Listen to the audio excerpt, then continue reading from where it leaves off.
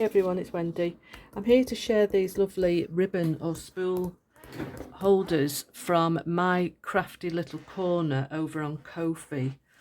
This is actually a freebie and you get 4 on the page, and they're for obviously wrapping your ribbon or twine around. Now I printed this on 120 GSM paper, and then I put some very thin corrugated cardboard in between. But I'm going to make one with you today. There's a couple of different designs, but I'm just using this is the reverse of a greetings card. I never throw my cards away that me and John receive. I always keep them. If it's plain, I can use that as a mat on a card. But this one, I'm going to glue 2 pieces together because obviously it's not terrible excuse me, it's not terribly thick, so I'm going to glue them together. Put quite a good helping of glue on and then give it a rub together to squish the glue around. Then obviously you cut these out individually, which I've already done to save a bit of time. But what I am going to do is just ink the edges. That's just my preference. I just like inked edges, even though I get fed up with doing it sometimes, especially if you're cutting a load of ephemera out and you've got to ink it all up. It's easier if I remember to take my ink pad and dauber into the front room with me when I'm usually cutting out at night. Now I'm going to glue 1 piece on for now, but what I am going to do is use a glue stick to start off with, and I've got a folder here. Let's just use this for a backing. I think we're nearly at the end of this. I want to get right to the edges of this to make sure it sticks well to the card, but I'm also going to go in with some glue here. This is 3-in-1, and I'm going to get as near to the edge as I can with that as well, and give it a good daub in the middle. Now once I've got this glued on, I can start cutting out. So let's just give that a good press down. I'll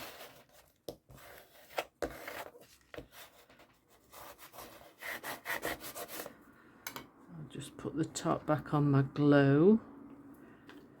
Right, let's just start cutting this out. It can be a little bit awkward to cut out, but just persevere. I find it easier cutting into corners like that with a pair of snips instead of scissors.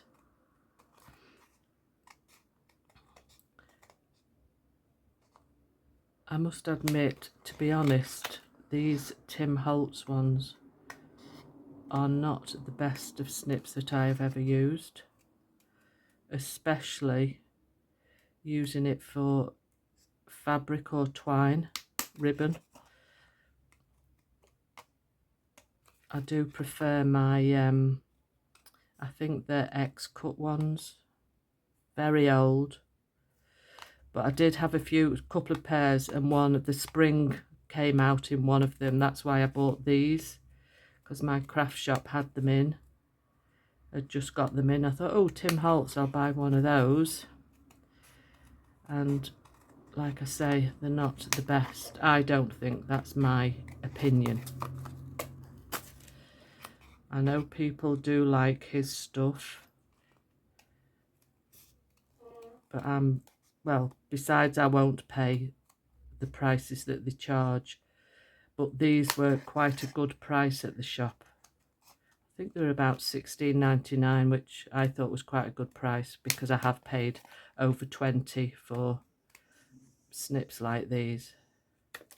Right, that's one side cut out, and I'm going to glue the other one on Make sure that it's the right way up. That's the right way that way. And I'm going to glue this one on, and then we'll start looking at the edges just to make sure that it may need to have a little bit of trimming done. But I was really pleased when I saw these, because I've got some pieces of twine and ribbon and stuff that I was either gifted. People give me stuff because they know I do a lot for charity. And instead of sending it to the charity shop, if it's, you know, twine or material or something, anything crafty like that, they will give it to me to use, because they know that I give most of my stuff to charity. Either sell it and give the profits what I make to charity, or actually give it to the charity. I give a lot of, all my cards go to charity. Junk journals too now, because obviously I can't post them out. I used to sell quite a few to America, but the little wonderful old Brexit has given put paid to that. I know I always have a little moan about it. Just trimming down, trying to neaten the edges up a little bit. It won't look too bad once I've inked again. Oh, there's a little rabbit outside my window. Across on the road, I live on quite a busy road here, and there's a little sort of drainage tunnel underneath the road. And Rico, my dog, always goes and has a sniff in there. He must be able to smell the rabbit, because I think that's where they live. Because I often see them on the piece of land at the side of us. It's a waste piece of land. And I think some of the neighbours throw bits over the wall to feed them. Bits of carrots and bread. Right, I think that's as neat as I'm going to get. Let's just get my old ink dauber. So you can't really notice it too much once you've daubed the edges. And then especially when you get your ribbon or twine on. Anyway, I digressed then. What it is I was talking about was I get gifted quite a lot of stuff, which I'm lucky and I'm really grateful for. And a lot of it is stuff like this, because I do a lot of crocheting, but this isn't the easiest thing to crochet with. But I do use it in my journals, like to put on the top of tags and some sort of, you know, sometimes in a mixed media or something, you put a bit of fabric on. So what I do is I like to either give it as a prize, a raffle prize, because at the groups that I do, I always have a raffle prize. And if it's my junk journal class, I do give something obviously junk journal related. So this is one I've already wrapped, and this is how I like to do it. Sort of, it gives me something to do, and it looks nice, and they can reuse it after as well once they've used the ribbon. So that's one I've done. So this one I'm going to do with this, I think they call it eyelash trim. It's a bit of a pain finding the end. There we are. So I'm going to start wrapping and just keep going. Obviously I'm just going to put that on the floor, then it just freely unwinds, she said, as we come to a knot straight away. Well, not a knot as such, but this looks nice on the top of tags, because you've obviously it's not too bulky once you put it in your journals, and it just looks nice. And I do have it in different colours as well. Looks nice on Christmas tags, especially because I've got a nice gold coloured one, and that looks really nice. So I just put a fair amount on. If I can just get rid of this knot. We're getting there, nearly. A bit more there. There we go. So put a fair amount on, then they've got some good lengths to use. And then just to finish it off, I put a split in the top of the spool holder, or spool, or the ribbon holder. I'm not sure what you'd call it. Just a little split like that. And then pull it through and just snip off. So that just holds the end of your ribbon secure.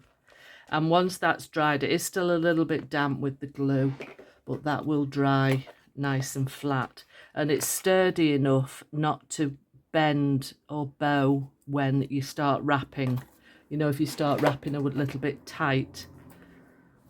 But don't they make lovely gifts? I think they look great. And I think it's Yvonne Preston that is my crafty little corner. And she's got some nice freebies on there as well. I did get some butterflies as well. Most of the designers give freebies away. You know, we're very grateful for them all, for sharing their talents. Anyway, that's me done for today, and I shall see you next time. Please leave a comment and click the subscribe button. I'll be really grateful. Thanks very much. See you next time. Bye.